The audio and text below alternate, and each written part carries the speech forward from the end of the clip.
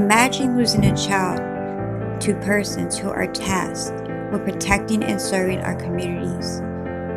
Trigger-happy officers who exhibit little to no conflict resolution skills. Chilling video footage of the killing, which happened in broad daylight on November 22nd of 2014, shows Rice was shot within 2 seconds of the police arriving at the scene. 2 seconds. Not nearly enough time to survey the scene, to look around, and to move appropriately.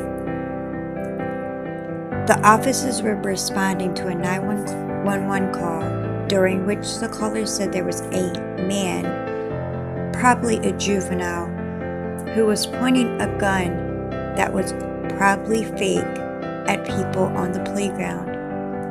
However, the dispatcher failed to relay to the responding officers the fact that the subject of the call was a child with a toy. Ultimately, the frustration of the situation as a whole is taking a toll on the Rice family.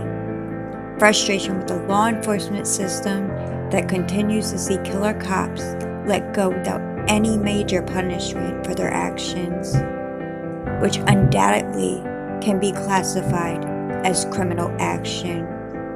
We continue to pray for the Rice family. We hope somehow, some way justice is served and their hearts and minds can find some sort of peace.